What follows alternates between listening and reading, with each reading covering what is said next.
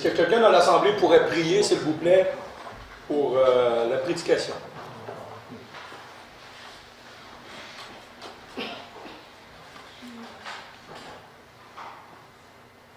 Merci Seigneur Jésus de nous avoir donné ta parole. Le frère va nous enseigner cette parole pour le mettre à notre quotidien, Seigneur. Et que fais que notre cœur soit à l'écoute et qu'il soit obéissant. Au nom de ton Fils, le Seigneur Jésus-Christ. Amen. Amen.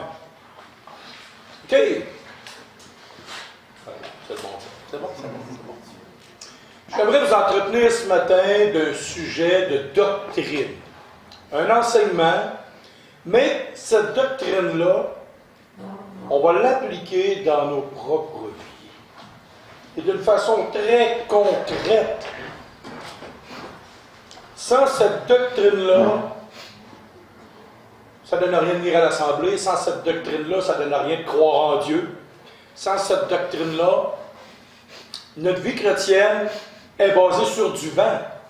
Si cette doctrine-là n'est pas partie intégrante de notre vie, de nos convictions. Quand nous rentrons dans une assemblée chrétienne, par exemple, Quentin, tu es rentré dans une assemblée chrétienne, ça fait combien de temps tu es chrétien? 2 ans et demi. Bon, 2 ans et demi. On lui a dit, bonjour Quentin, ça va bien? Et ton histoire que je suis en train de raconter, c'est la même histoire pour tout le monde. Tu rentres dans une assemblée chrétienne, et toi, Valentino, tu es grandi dans une famille chrétienne, Suzy a grandi dans une famille chrétienne. Moi, à l'âge de 16 ans, je suis rentré dans une assemblée chrétienne, et on nous a dit, voici la parole de Dieu, et ça, c'est le livre de Dieu. Est-ce qu'on t'a dit ça, Quentin? Oui. En gros. Ouais. OK. Qui dit que c'est vrai?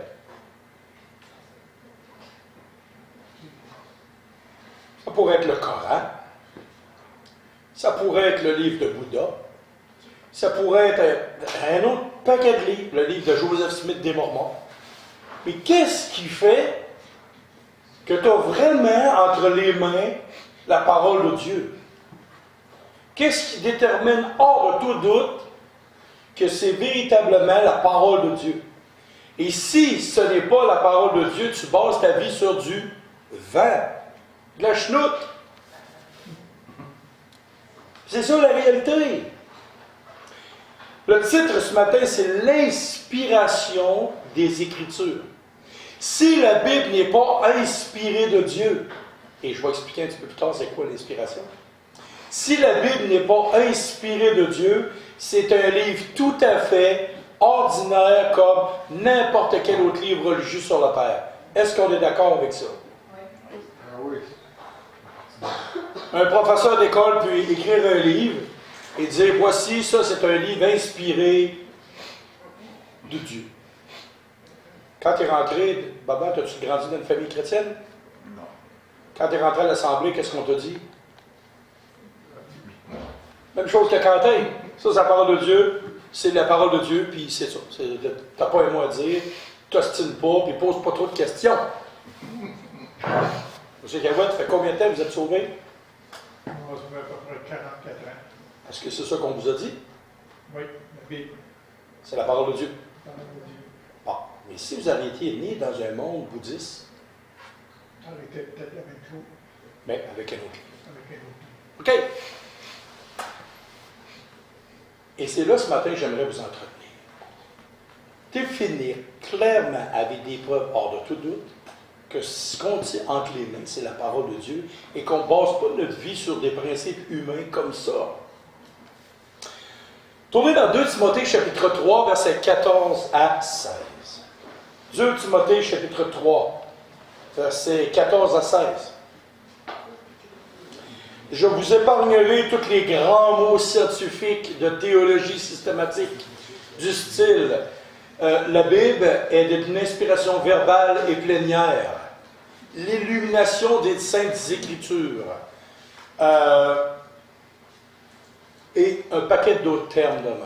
Vu que je suis un gars qui est très terre à terre, on va parler juste du mot inspiration parce que le mot inspiration se trouve dans la Bible. 2 Timothée chapitre 3, versets 14 à 16. Toi, demeure dans les choses que tu as apprises et reconnues certaines, sachant que de qui tu les as apprises. Dès ton enfance, tu connais les saintes lettres, qui peuvent te rendre sage à celui par la foi en Jésus-Christ. Toute écriture est inspirée de Dieu et utile pour enseigner, pour convaincre, pour corriger, pour instruire dans la justice.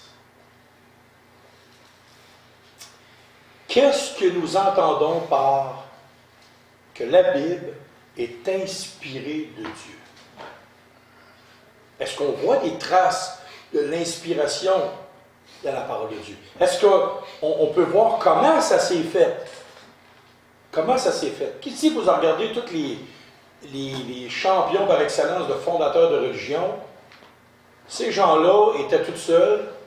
Là, apparemment, ils ont su quelque chose. Ah, puis là, ils se sont mis à écrire. Est-ce que c'est la même chose avec la Bible?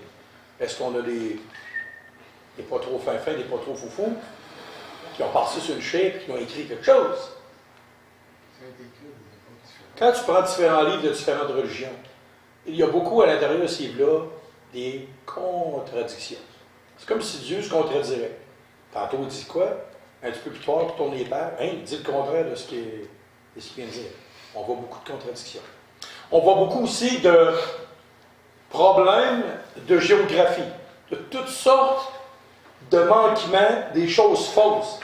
Où, aujourd'hui, la science découvre une chose, ça vient en contradiction avec une affirmation qui a été donnée dans les années 1500 ou 600 ans après Jésus-Christ, lors de la fondation d'une telle religion.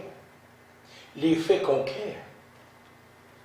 Qu'est-ce que ça veut dire, l'inspiration de la parole de Dieu? J'ai écrit une petite définition que j'aimerais vous lire. Chaque mot, chaque phrase que renferment les 66 livres de la Bible ont été donnés et soufflés par Dieu dans la pensée et ou de façon audible aux auteurs de la Bible, malgré une diversité d'origines, de culture, de langue et de contexte de vie. Ensuite, il mit par écrit ce qu'ils avaient reçu de la part de Dieu. Donc, quand vous prenez tous les autres livres de religion, sans exception, vous avez toujours une personne dans sa petite gang qui a dit « Dieu me dit que ». Tandis qu'avec la Bible, tu as différents auteurs de différents milieux qui ont écrit quelque chose. D'où venait Moïse? Il venait d'Égypte. Il est né là. Il a grandi en Égypte. Puis là, tout d'un coup, il écrit quoi? Mais c'était une partie. Ensuite de ça, d'où venait Josué? D'un peuple israélite. Moïse était un homme qui était très intelligent, très sage. Josué était un homme manuel, technique. Il venait du peuple, mais en bas de la ligne. Marc, dans l'évangile de Marc, d'où venait-il? Il était un grec. Ses parents étaient grecs. Tous les auteurs de la Bible, les 45 auteurs de la Bible, ont tous écrit chacun dans leur coin. Et quand tu regroupes tous ces écrits-là, ça se tient. Et le point culminant central de cette chose-là, de tous ces écrits, c'est Christ, le Fils de Dieu. Et ça n'a pas été juste écrit sur une période de 2-3 ans, 10 ans, 20 ans, 30 ans. C'est sur une période de 1500 ans. Donc, c'est un chef-d'œuvre littéraire. C'est comme si tu prenons un exemple. On s'en va tous chacun dans notre coin, puis là, je vous demande de fabriquer un morceau de statue. Et là, dans une semaine ou 2 ou 3, ou même sur 1500 ans, on revient dans une pièce et on essaie de coller les morceaux ensemble. Et je vous dis qu'il faut que tous les morceaux soient parfaits. Que si on avait fait un pingouin, ou un tigre, ou un lion, il faudrait que chaque morceau du lion en statue revienne se coller parfaitement. Il ne faut pas qu'il y ait de discordance, il ne faut pas qu'il y ait de petits détails à côté, à gauche, à droite.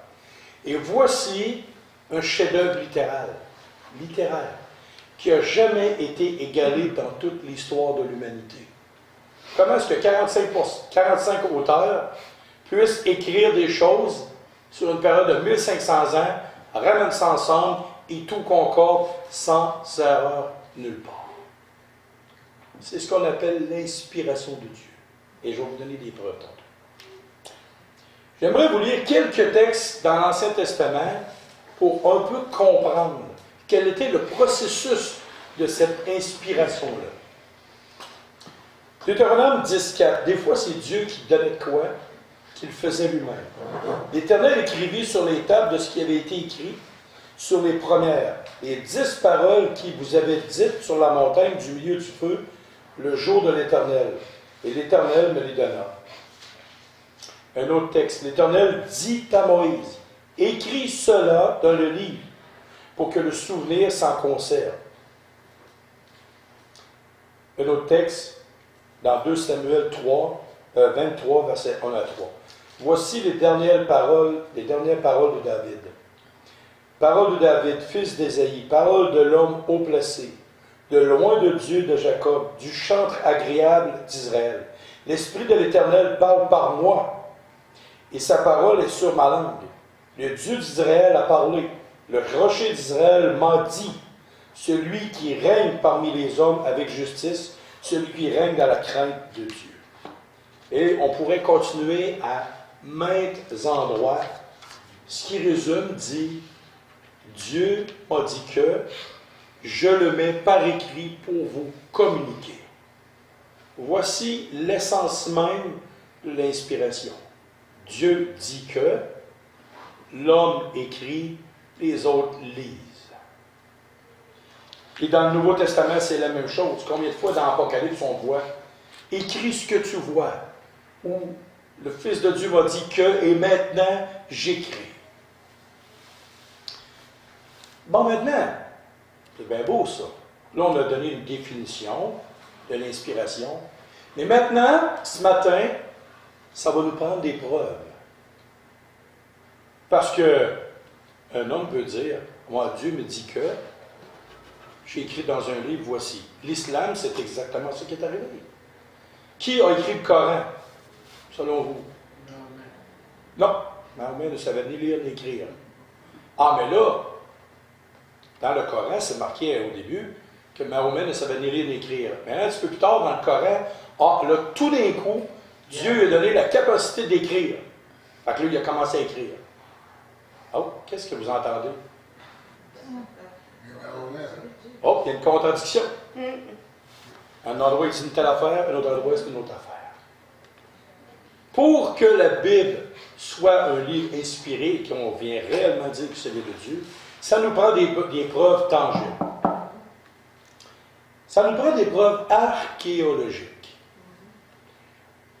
Souvent, on me reprochait à moi, comme chrétien, toi, James, c'est comme une espèce de fanatique. On t'a dit ça quand tu étais jeune, puis tu as cru ça, puis comme pas trop allumé.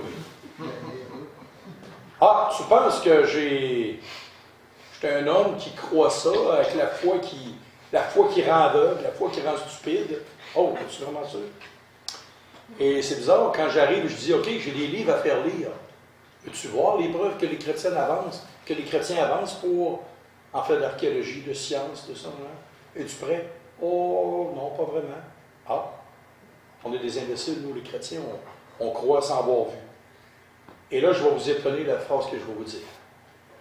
Je crois seulement ce que je peux voir.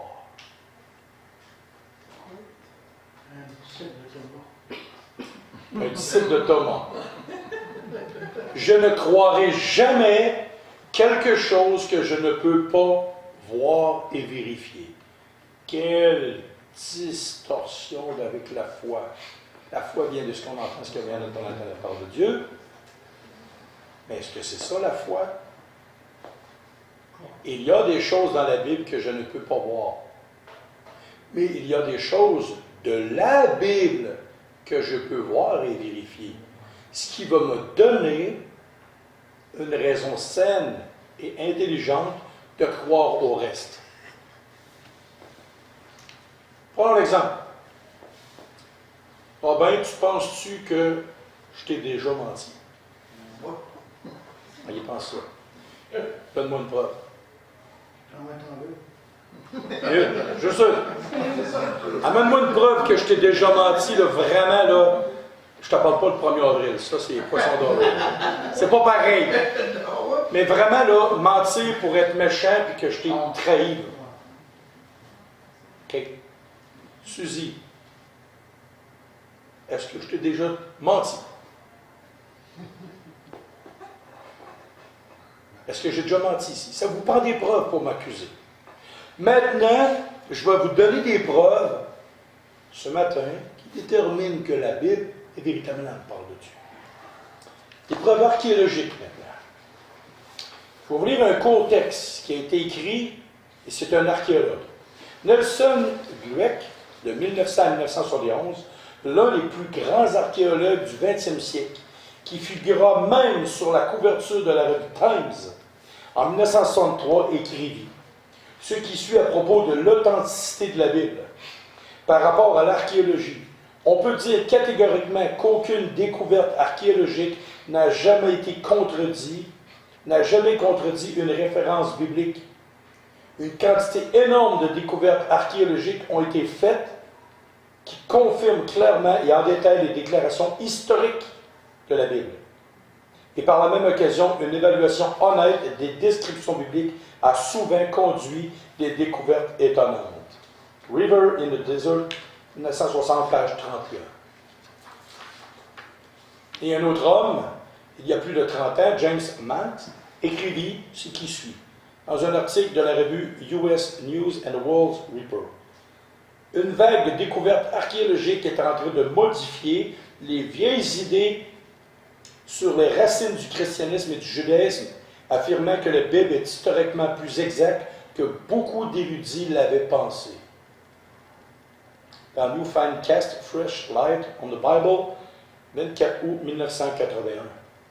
Donc, ces deux hommes-là est en train de dire que, de façon archéologique, la Bible a donné tellement de détails sur plein de points archéologiques, c'est incroyable, et la précision dans laquelle elle donne des détails. Savez-vous que... Ah, je vais en parler plus tard. Bon, maintenant, le langage scientifique. Ah, on est environné d'une gang de scientifiques, et là, qui essaient de prouver, hors de tout doute, que nous sommes des parfaits imbéciles de croire ce que la Bible dit, qu'un vieux langage comme ça, c'est démodé, c'est archaïque et c'est pas trop brillant. Maintenant, le langage ancien des auteurs bibliques sont très proches des relations, des trouvailles qu'on fait aujourd'hui. La parole de Dieu dit, dans le livre de Daniel, dit que vers la fin des temps, la connaissance augmentera. Est-ce que vous êtes d'accord que depuis les 100 dernières, 200 dernières années, la connaissance a explosé comme jamais? Depuis que l'homme et l'homme, on se promène en cheval, à cette heure, on dépasse la vitesse du son. Mon ami, c'est incroyable. Il y a eu une évolution terrible. Qu'est-ce qui s'est passé? Dans la Genèse, on va tourner s'il vous plaît dans la Genèse. Genèse 1, pas nécessairement du tourner, je vais vous le citer. Dieu dit que la lumière soit et la lumière fut. Dieu vit que la lumière était bonne et Dieu sépara la lumière d'avec les ténèbres. Dieu appela la lumière jour et l'appela nuit. Ainsi il y eut un soir et il y eut un matin et ce fut le premier jour. On a un problème, le soleil a été créé le 4e jour. Pendant des siècles, les gens ont prétendu que la Bible était complètement tordue. Ben oui, c'est ça. Dieu a fait le jour, puis le 4e jour, le soleil est apparu. Gang d'imbéciles, de chrétiens, stupides et ridicules. Oh! En 1912, il y eut une découverte d'un homme qui s'appelait Victor Franz Hertz. Savez-vous ce qu'il a découvert? Il a découvert le rayonnement cosmique. Qu'est-ce que c'est que cela? C'est le flux de noyaux atomiques et de particules de haute énergie, c'est-à-dire relativisme, qui circulent dans le milieu interstellaire. Certaines astroparticules qui composent le rayonnement cosmique ont une énergie qui dépasse et qui n'est expliquée par aucun processus physique identifié. Le rayonnement cosmique est principalement constitué de particules chargées de protons, noyaux d'hélium, antiprotons, électrons, positions, particules, et voilà. Victor Hess, par un mouvement de ballon qu'il a envoyé, a découvert qu'il y avait un flux luminescent, un rayonnement cosmique qui est dans l'univers. Quand tu regardes des photos de la Voie lactée, est-ce que vous savez c'est quoi la Voie lactée? C'est tout ce qu'on est, notre planète, puis les 9 autres planètes, environ une dizaine de plus pour les nouvelles. Puis là, en dehors de ça, on voit comme une espèce de rayonnement, et en dehors de ça, on voit une espèce de rayonnement. C'est ce qu'on appelle le rayonnement cosmique. Quand la Genèse disait qu'il y eut une lumière et qu'après le soleil est apparu, c'est ce rayonnement cosmique-là. La Bible avait déjà parlé de ces choses. Maintenant, les hommes se pensent intelligents et brillants quand ils parlent de l'expansion de l'univers. Qu'est-ce que l'expansion de l'univers? De plus en plus, il y a des nouvelles galaxies qui se créent, qui disent tous les jours, toutes les semaines, ces choses-là. Qu'est-ce que la Bible disait sur l'expansion de l'univers? Qu'est-ce qu'elle disait? Il y a un mot qui s'appelle étend. Accent aigu, T-E-N-D. Et quand on parle de étendre, le verbe, le mot est toujours au présent. Dans Job 9:8, c'est marqué « Seul il étend les cieux ». Psaume 104:2. « Il s'enveloppe de lumière comme de manteau, il étend les cieux comme un pavillon. » Isaïe 40:22. « C'est lui qui est assis au-dessus du cercle de la terre, et ceux qui l'habitent sont comme des sauterelles. Il étend les cieux comme une étoffe légère, et il les déploie comme une tente, pour en faire sa demeure. » Donc, aux 3 endroits, il y a plein d'autres endroits, c'est marqué qu'il étend les cieux, et le verbe est toujours au présent. Tout le temps, tout le temps, tout le temps. Et quand il s'agit de la création, dans Job 38, 4 et 5, c'est marqué qu'il a étendu les cieux au-dessus de la terre. Donc, quand c'est une création finie, littéralement, Dieu dit, parle au passé. Et quand il parle de l'expansion, quand il parle qui étend les cieux, dans toute la Bible, à toutes les fois qu'il parle de l'univers et des étoiles, jamais un mot, et vous chercherez, le mot étendu n'est mentionné. Jamais au passé, c'est toujours au présent. Donc, quand il étend les cieux, le verbe, la forme dans le temps hébraïque, dit toujours que c'est en constante évolution, ça grandit constamment. Les gens parlaient aussi qu'à un moment donné, une autre affaire, la suspension de la terre dans le vide. Les hommes anciens, les Grecs, pensaient que c'était quelqu'un qui naît la terre, que la terre était plate, qu'il y avait quelqu'un, un dieu de l'Olympe qui tenait la... comment? Atlas, ben, c'est ça, il était fort, puis il tenait toute la patente, tout ça. Oups, qu'est-ce qui s'est marqué dans Job 26:7? En passant, Job est le premier livre de la Bible qui a été écrit. Il étend le septentrion sur le vide, il suspend la terre sur le néant. Tout ce que je vous dis là, comment est-ce que des hommes, sans une révélation particulière, peuvent savoir ces choses-là? C'est impossible. Comment est-ce qu'un gars comme Job, d'une grande souffrance, limitée, même avant ses souffrances, pouvait savoir que la terre restait suspendue dans le vide et que les étoiles étaient suspendues dans le vide? Le septentrion, c'est la grande ours.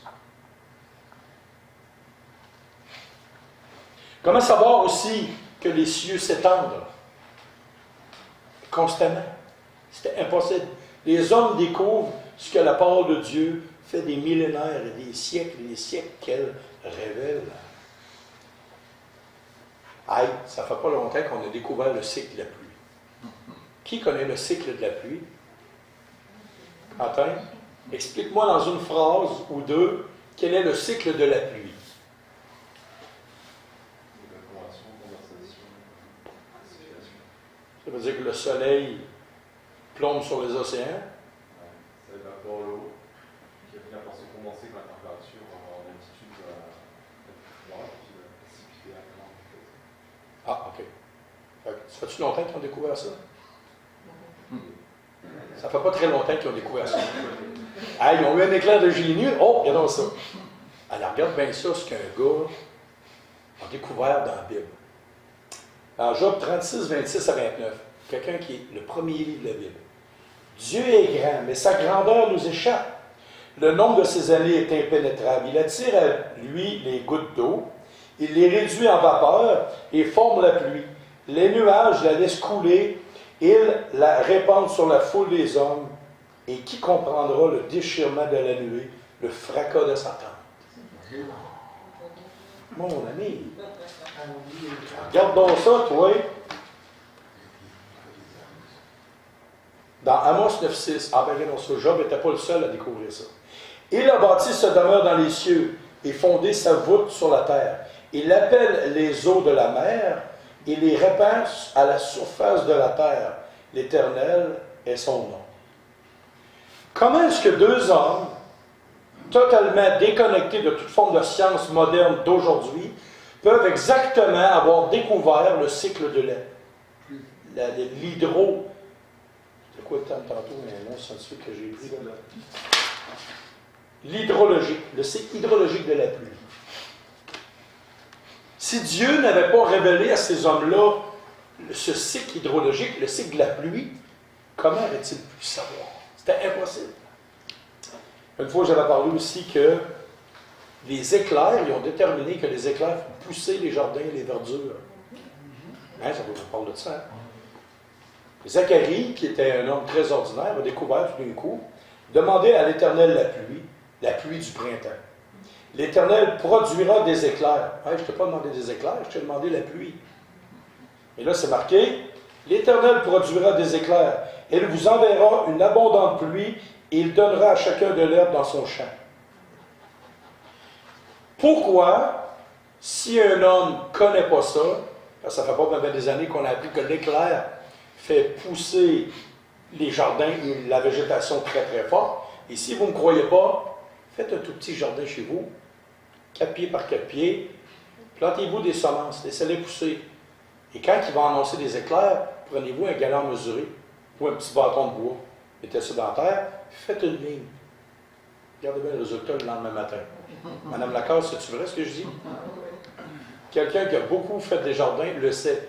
Et moi, je l'ai appris en regardant ça, mon jardin.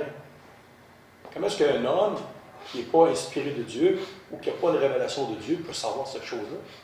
Pourquoi il écrit ça comme ça? Combien d'années que les hommes ont pensé que la Terre était plate?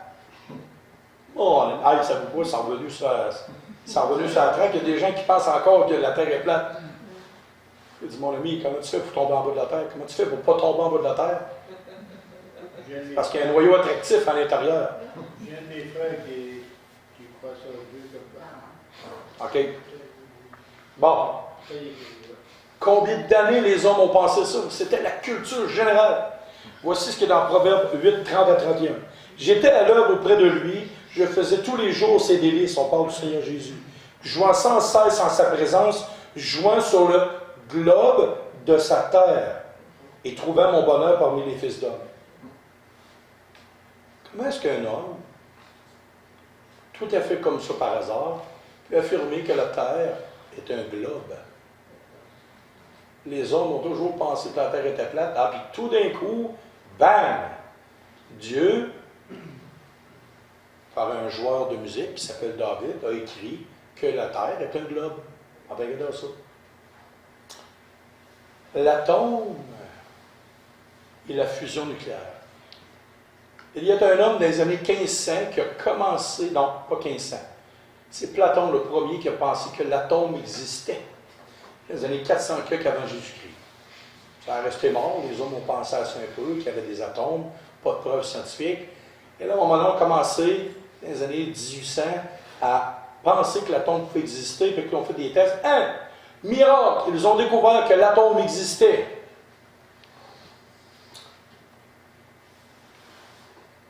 Voici ce que le Proverbe 8, 26 dit. Il n'avait encore fait ni la terre, ni les campagnes, ni le premier, écoutez bien le mot là. Est-ce qu'un atome c'est gros ça? C'est aussi gros qu'une poussière. Et encore. Il n'avait encore ni fait la terre, ni la campagne, ni le premier atome de la poussière du monde. Textuellement, c'est marqué le premier atome de la poussière du monde. Un atome, par définition, c'est très, très, très, très, très petit. C'est ce qui est le plus petit quasiment sur la Terre. Pourquoi la parole de Dieu dit ça? Et là, c'est quelque chose qui est vraiment qu'on a capoté. Vous lirez sur l'histoire de l'atome en passant. Et là, il y a un texte particulier de la fusion nucléaire. Quand est-ce qu'on parle de fusion nucléaire? Depuis 50 ans, 60 ans, 70 ans, on n'avait pas vraiment idée de ce que c'était la fusion nucléaire. Écoutez bien les mots, écoutez comme il faut les mots attentivement de ce qu'une prophétie de la parole de Dieu. Le jour du Seigneur viendra comme un voleur. En ce jour, les cieux passeront avec fracas. Les éléments embrasés se dissoudront. Et la terre, avec les œuvres qu'elle renferme, sera consumée. Puisque tout cela est en voie de dissolution, combien votre conduite et votre piété doivent être saintes. Attendez et hâtez l'avènement du jour de Dieu, jour à cause duquel les cieux enflammés se dissoudront et les éléments embrasés se fondront. Quel était le métier de l'apôtre Pierre? Il ramassait des poissons, c'est un pêcheur. Pourquoi ce gars-là parle de littéralement le ciel va s'enflammer, ça va être un fracas, les éléments vont se dissoudre, la terre et les œuvres vont s'enflammer. Savez-vous que vous êtes assis sur une bombe? Là, il parle de ciel et de terre ensemble qui vont être consumés. Est-ce que vous savez que vous êtes assis sur une bombe?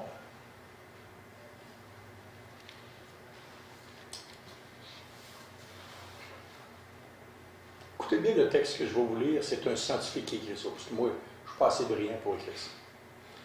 De très grandes quantités d'énergie sont libérées par le processus de fusion nucléaire. Pouvoir reproduire ce phénomène sur Terre permettrait en théorie de satisfaire définitivement les besoins énergétiques de l'humanité. C'est précisément l'enjeu majeur de la recherche sur la fusion nucléaire contrôlée.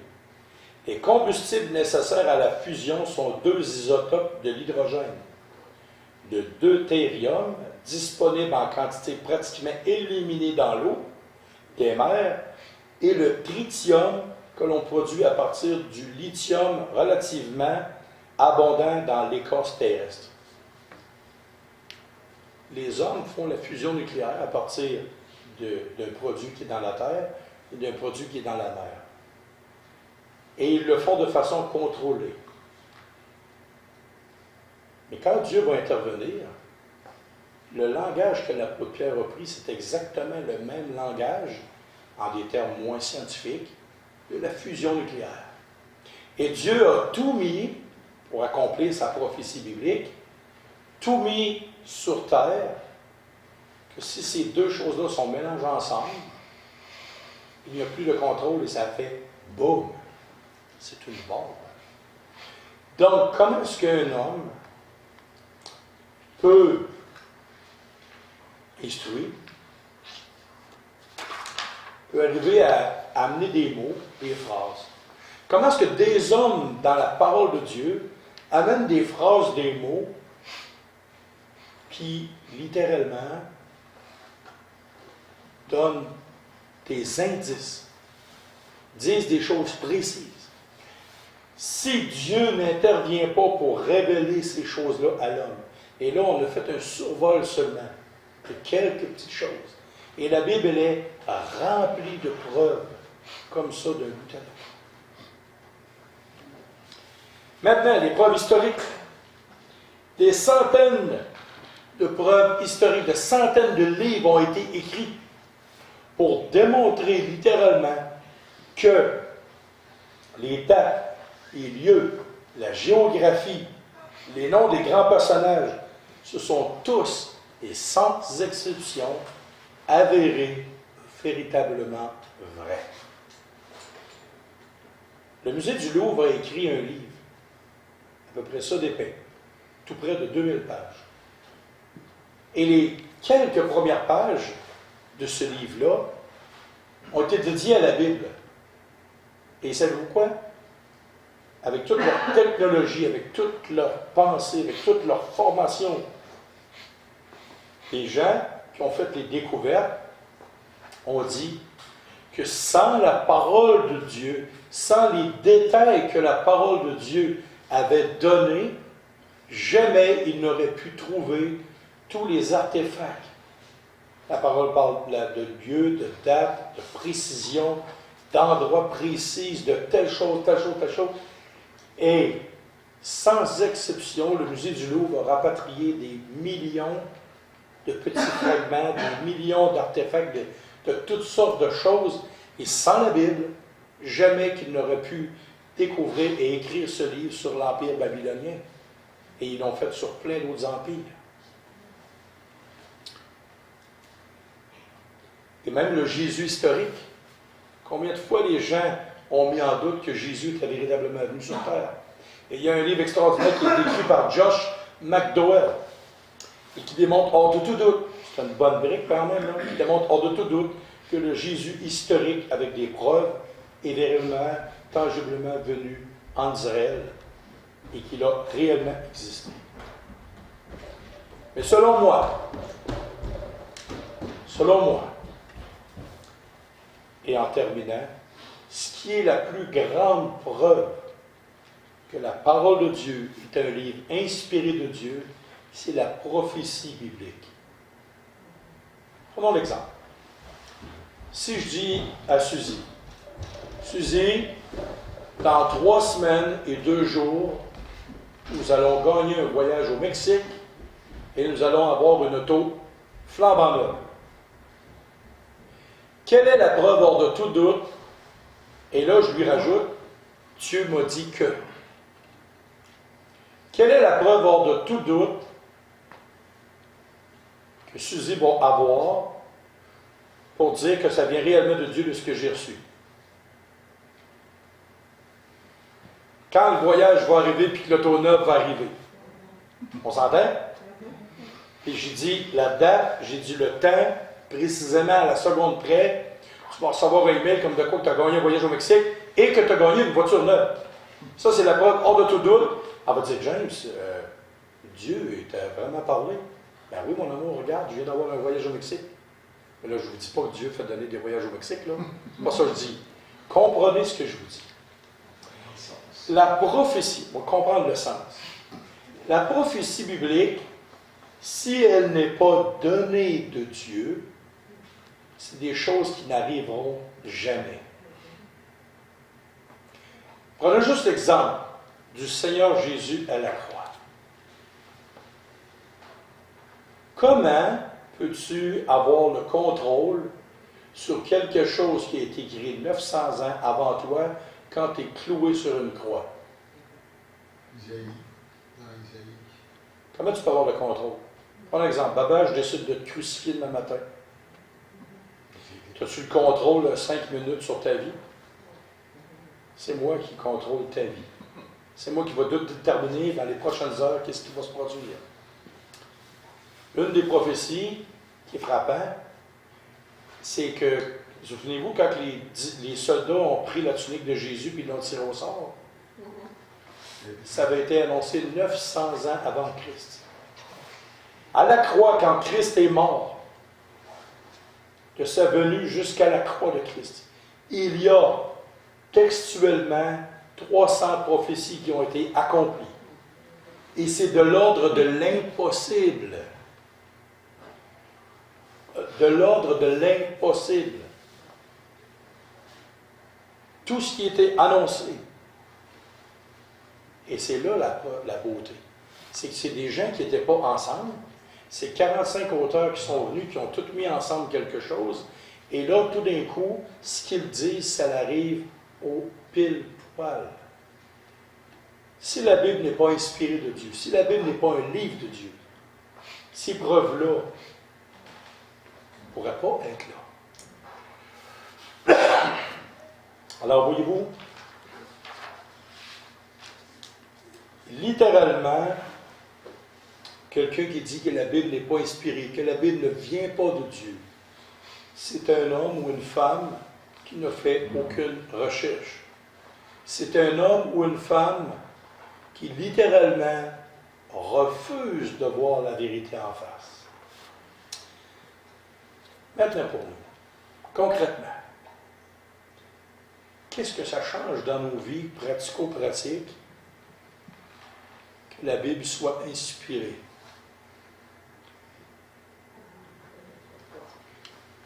Je vous pose une question. Suzy, est-ce que tu as confiance en moi? Pourquoi?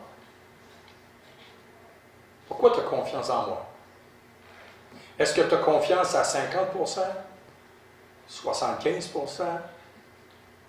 98%? Ou 100%? Comment? Elle a confiance en moi à 100%. Est-ce que c'est dans tous les détails de ma vie que tu as confiance en moi à 100%? Ah, Suzy a dit oui. Maintenant, je te pose la question. Pourquoi tu as 100% confiance en moi? Seigneur, je te supplie que sa confiance garde et que je ne fasse pas de folie pour ça. Et je suis un homme, hein, c'est très dur quand une personne a confiance en toi. Mais qu'est-ce qui te prouve, hors de tout doute, que tu as 100% confiance en moi? Comment? Oh, il y a des preuves qui ont été faites. Une totale et entière confiance en moi, parce qu'il y a eu des preuves, des choses visuelles. Si quelqu'un venait à toi et te disait une chose sur moi, est-ce que tu le croirais? Le premier en vrai, je te dirais oui. De le croire. Et voyez-vous, parce qu'elle a des preuves concrètes et tangibles, elle a à 100% confiance en moi. Mais je suis un humain. Mais imaginez-vous maintenant, quand Dieu, avec tous les preuves qu'il a données, et c'est au nombre de centaines de millions, et je vais répéter le chiffre, c'est au nombre de centaines de millions de preuves que Dieu, dans ce livre-là, donne que c'est un livre qu'on peut avoir totalement confiance en lui. Totalement confiance en lui. Que c'est la parole infaillible de Dieu. Elle n'a ni erreur, ni défaut, ni manquement. Elle a donné des millions de preuves. De toutes les bords, tous les côtés. Donc, quand Dieu dit quelque chose dans la parole, Il va le faire. il va le faire, mais on peut être sûr, certain que c'est vrai. Mettre une confiance totale et absolue, et après avoir vu les preuves, on peut mettre une confiance aveugle dans ce qui est non prouvé. Pourquoi? Parce que c'est quelque chose qui n'est pas encore arrivé. Ce qui reste à arriver, les prophéties qui sont à venir, c'est ce qui n'est pas arrivé. Et si Dieu, tout ce qui est annoncé là-dedans est arrivé à 80%, le 20% qui reste à venir, soyez sûr et certain que ça va arriver.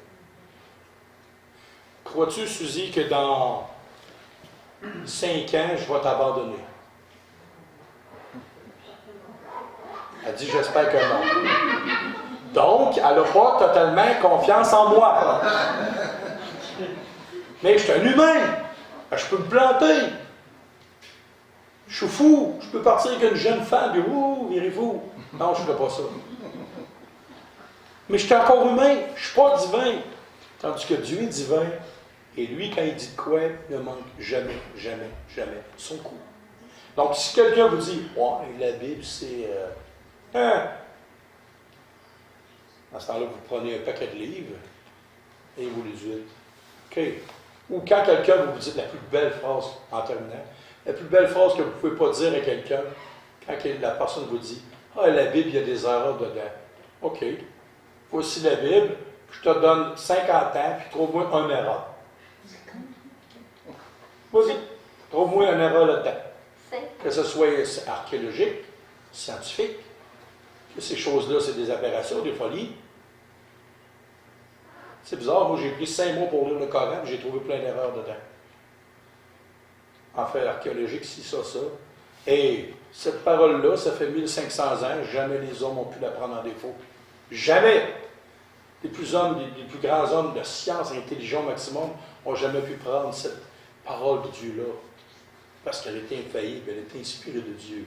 Elle est un solide fondement à notre foi. Prions.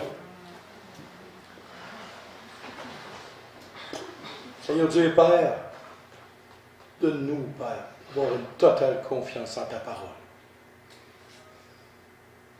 Donne-nous de comprendre que ce que nous ne pouvons pas expliquer,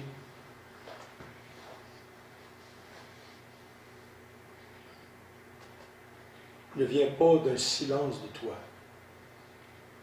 ne vient pas d'un défaut de ta part.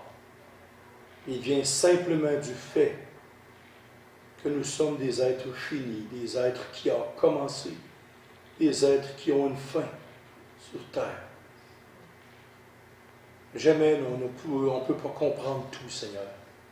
Mais on peut avoir une confiance totale et absolue en toi qui sais tout, qui connais tout. En ta parole. Tu n'as pas fait défaut dans aucune phrase, aucun mot depuis les 3500 dernières années, Seigneur.